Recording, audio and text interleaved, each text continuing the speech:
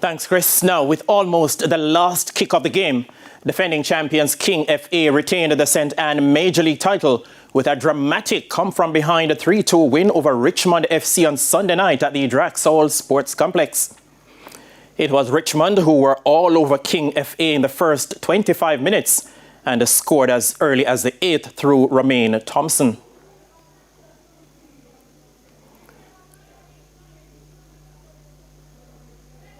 They then doubled their lead in the 17th minute through a peach of a free kick from the inspirational Kirk Ramsey.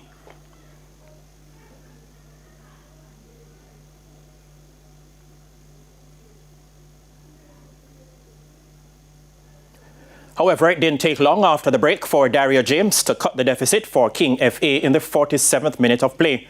Richmond managed to keep the champions at bay for another 33 minutes before talisman Keneal Bomber Brown produced another exquisite free kick to draw them level at 2 apiece.